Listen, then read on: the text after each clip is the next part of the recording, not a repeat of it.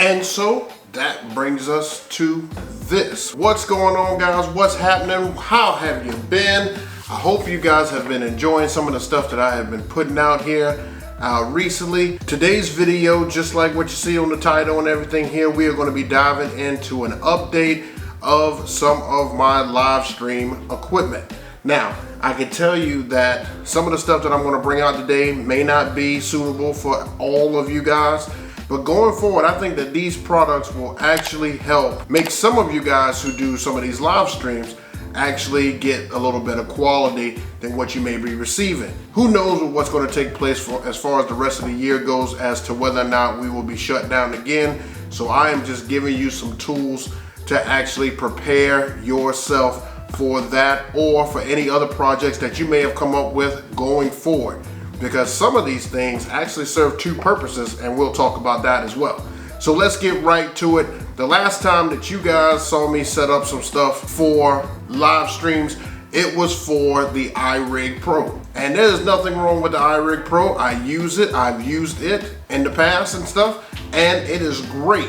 Now, I also wanted to have something that is a little bit more multi-purpose. So what I did was I actually upgraded a little bit from the iRig Pro to this unit. This is the Zoom H6 recorder, and I absolutely love this thing. Let me open it up and show you why. All right, so inside of the box here, you see I've got all the tools for the H6 recorder. Now, the reason I got this thing is for some simple reasons here. One, this guy has 1, 2, 3, 4 of the XLR ports. Now, you can use those for microphones, you can use those for DJ equipment, you can use those for just about anything you wanted to, and you have volume control and everything right here on the top. This guy is a recorder that I've seen at weddings and everything used by videographers to capture audio from, and I wanted to try it out because I've seen some people use this thing as well in person, and I am really digging it. This can also be used as an audio interface, and we'll get into that as well. Some of the features that it has here, you can see on the side. I'll get it a little closer for you here. It's got an SD card port here that you can pop in an SD card for so you can record, as well as it's got your volume control and everything here, and it's got your on off switch right here at the bottom. On the other side, it's got your menu select scroll right here, as well as your menu button, and it's got a USB connection. This is what's important for you live stream DJs who want to do a little bit more when it comes to your sound, because this is how you hook it to your computer. Now on the top, it's got to where you can control each one of these ports. So you got 1 through 4 on here that will allow you to be able to select which port and everything that you want to use when it comes to your XLR or your quarter inch. And then of course you got your record button, your playback, your stop, your skip, back and forth. Pretty simple. Now, as far as these other tools go in here, you're also working with, if you wanted to use this guy as a handheld recorder. Now, you could use this right here as the microphones and everything if you wanted to record live, or you could use this guy. Same thing, it's got the same controls and everything on it, but these are what comes with it. I just wanted to show you those two because they may be useful for other projects such as podcasts. If you guys are considering doing a podcast, this may be the interface and recorder that you would need to look into. This has a lot of great features and everything on here for you. I can fire it up.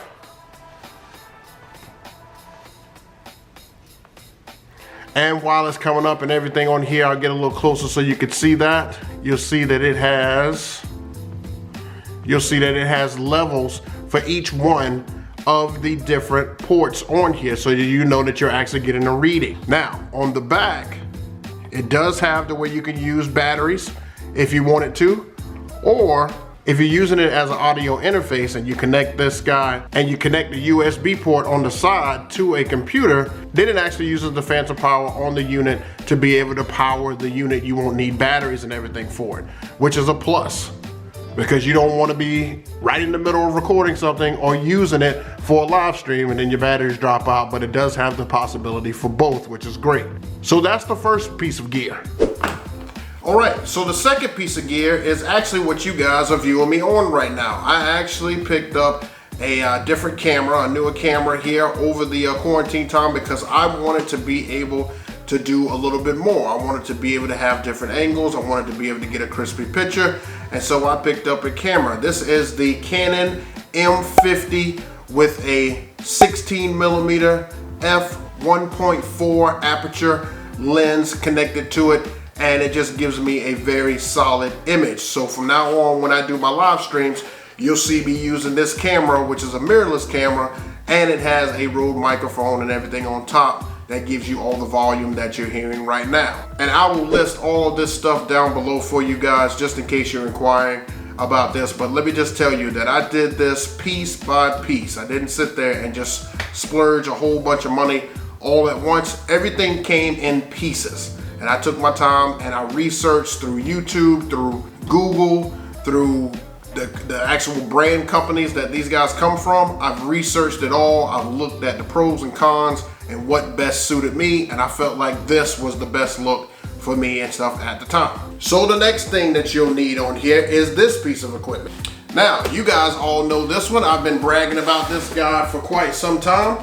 This is the Bose S1 speaker. Now, why this is important to me, for what I will be using it for live streams, ceremonies, this is a multi-purpose. Remember, at the beginning of the video, I don't want to get something that just serves one purpose, because if I get bored with doing that, or if I don't want to do that anymore, now the piece of equipment that I got is really obsolete.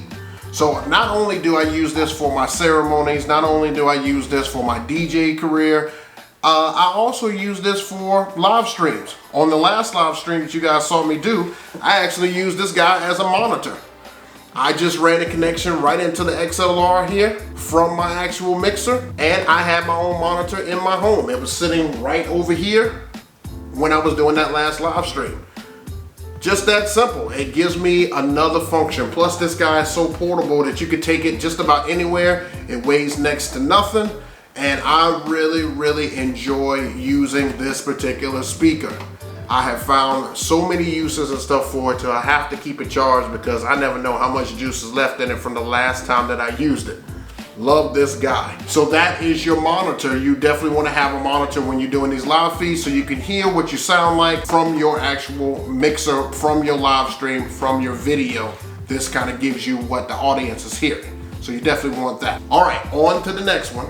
All right, so the next thing that we have are cables. Yeah, you know, cables, they tend to be of importance because they serve multi-purposes too. So when you thought that you wasn't going to be able to use a particular cable for a certain reason, you found out that you actually could have used it for something else. So a lot of my cables and stuff that I bought over time, I've actually brought it out, dusted them off, and started using them because they still work. I've kept them in great condition. So let's go over what cables that we would use for a live stream. All right, so here's why some of these are actually important. Now, each one of these guys serve a major purpose. So let's see exactly why they do. So this particular cable here is a XLR male to a 1/4 inch connection on here. Now, this is the cord that's gonna run my monitor. So when I told you guys that I'll be running the Bose, I'm gonna run that cord right here, just like this. And then the other side is going to go into the booth input that is on my mixer. Really simple. And now that this cord creates it to where I have a monitor for my actual mixer. Now I know some of this is DJ 101, but stick with me.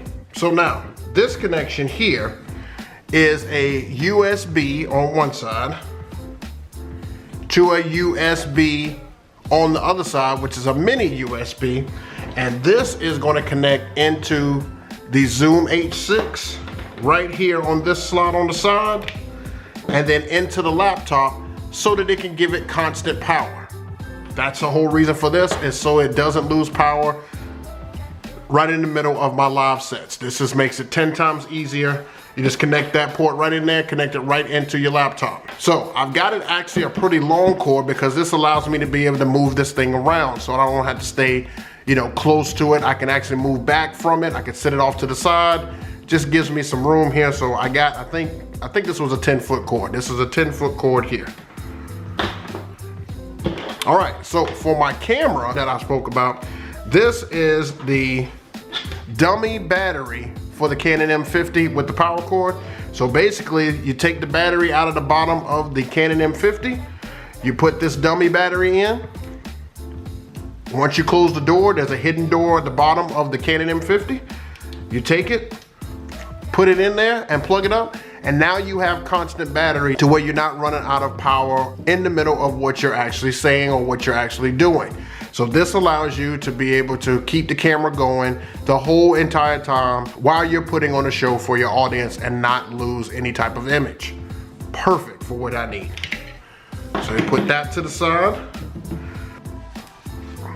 And then we've got these. Now this is a left and right AUX cable that is going to connect to the other side, which are male XLR cables. And basically what that does is that allows us to be able to pull left and right audio instead of having just mono sound. You can actually pull from two sides. So you can connect one side here and you can connect one side here.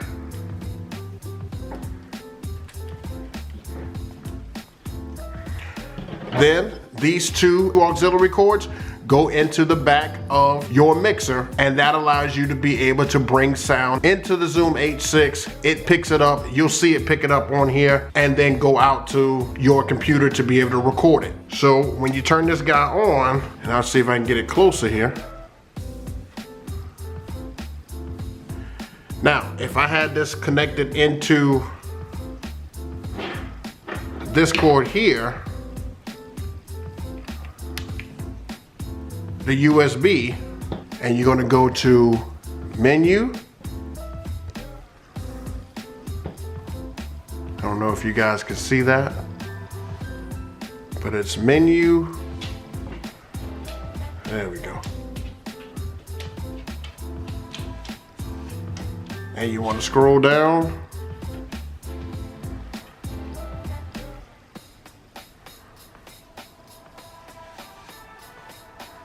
All the way to the bottom, or you can just go down one or go up one, and you'll see here it asks if you like to use the SD card reader or if you want to use it as an audio interface. So once you have that connected in, you can now use this unit as the audio interface, which makes it perfect for what I want to do. And so that is the end of part one. Just wanted to give you guys the equipment and everything that I used on here. On part two, we will put it all together and we will go into the latest and greatest software that I actually started using, Ecamm Live, and we'll go in and show you exactly how we get that done over there. I appreciate you guys checking out the video, and be sure to be on the lookout for part two as we'll go ahead and finish this up. All right guys, well if you would, before you get out of here, give me a thumbs up on the video if you enjoyed it. Make sure that you have subscribed to the channel. And hey, if you want to know when I'm dropping that next video, hit that notification bell. You won't regret it because we have got some stuff coming. See you guys all again next time. Appreciate you stopping around, baby. And if you don't know, now you know. Peace, my people.